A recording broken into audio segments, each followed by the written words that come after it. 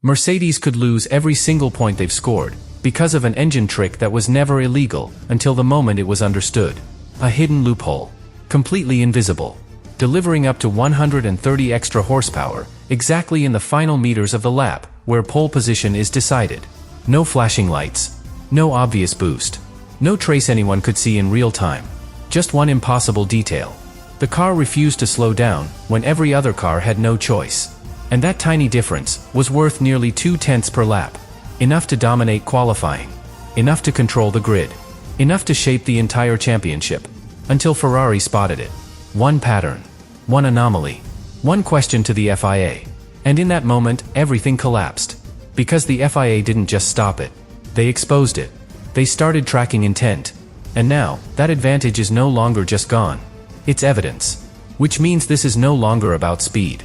It's about consequences. Because if that advantage influenced results, then those results can disappear.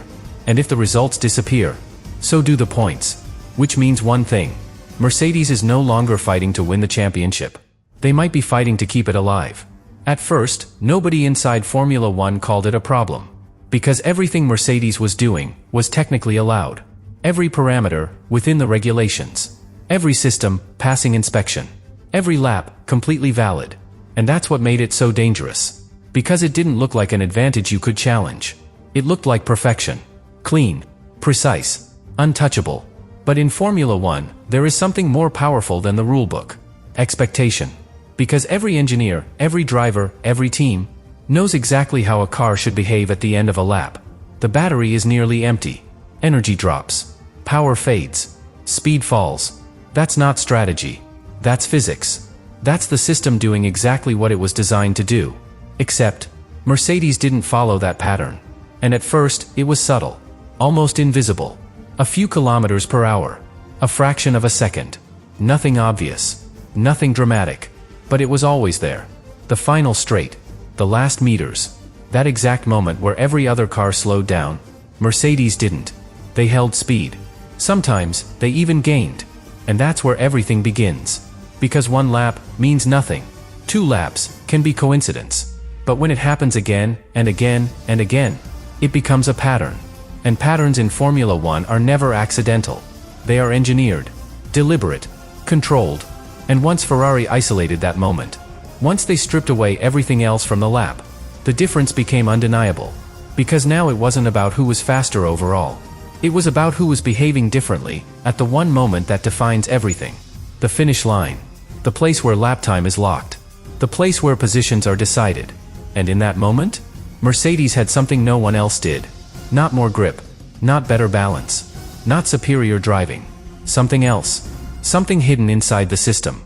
Something that didn't break the rules, but bent them in a way nobody expected. And the moment that realization hits, the story changes completely. Because now, it's no longer about performance. It's about how that performance was created. And once that question is asked, there is no going back. And that's when Ferrari made the move that changed everything. They didn't try to copy it. They didn't experiment quietly. They didn't keep it inside the garage. They went straight to the FIA. And they asked one question. Is this allowed? Now that question sounds simple. Almost harmless. But in Formula One, it's the most dangerous thing you can ask. Because the moment it's said out loud, everything gets exposed. The FIA has to investigate. They have to go deeper than lap times. Deeper than performance. Into the system itself. Into the exact moment where the car stops behaving like every other car on track. And once they looked there, the truth became impossible to ignore. Right before the finish line. At the exact point where every car should begin to lose speed. Mercedes did something different. They didn't follow the gradual drop. They didn't accept the limitation. They shut the system off. Completely. No transition. No resistance. And in that instant, everything changes. Because the moment the MGUK stops, it also stops doing something critical. It stops recovering energy. And when it stops recovering energy, it stops slowing the car down. That invisible drag disappears. So the engine keeps pushing, but nothing is holding it back anymore. And in those final meters, that creates the advantage. Up to 130 horsepower, exactly where the lap is decided. The car crosses the line. The time is locked. The result is secured. And only then, the penalty activates. 60 seconds without the system. But it happens after the lap. when the driver is already lifting, cooling the tires, heading back to the pits. So the penalty exists, but it changes nothing. And that's what made it so powerful. A rule designed to stop teams, used perfectly to give them exactly what they needed.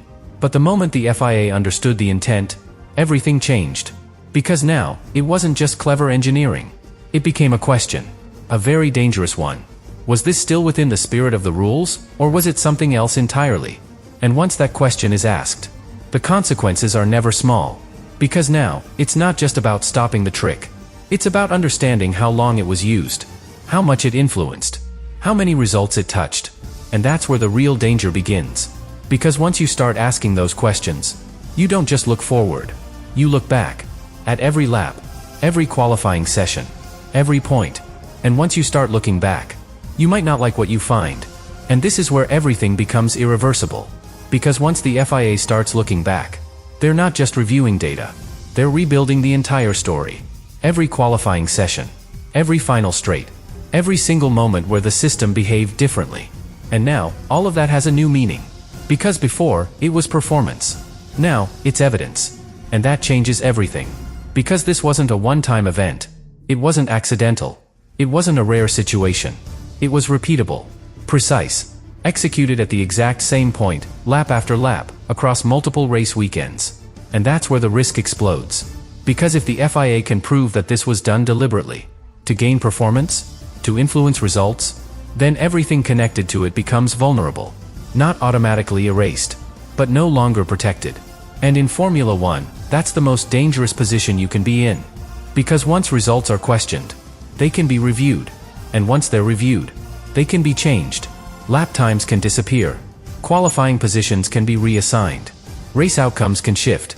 And in the most extreme scenario, points can be taken away. Not just going forward, but from everything that has already happened. And that's the situation Mercedes now faces.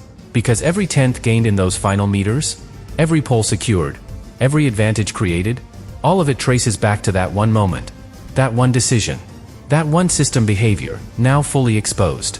And that creates pressure unlike anything else. Inside the garage, inside the engineers' minds, inside the drivers themselves. Because now, it's not just about being fast. It's about being clean, clear, impossible to question. And that changes how you operate. Because when you know you are being watched, you hesitate, you second guess, you hold back or sometimes push too far, trying to prove something, trying to show that the performance is still real. But that's where mistakes appear. Because pressure in Formula One doesn't just slow you down. It breaks rhythm. It destroys precision. And when precision disappears, so does performance. And that's where the real collapse can begin. Not because the car is suddenly slow, but because the environment has changed completely. Because now, Mercedes is not just racing against other teams. They're racing against doubt, against scrutiny, against the possibility that everything they achieved could be rewritten. And that is the moment no team wants to face.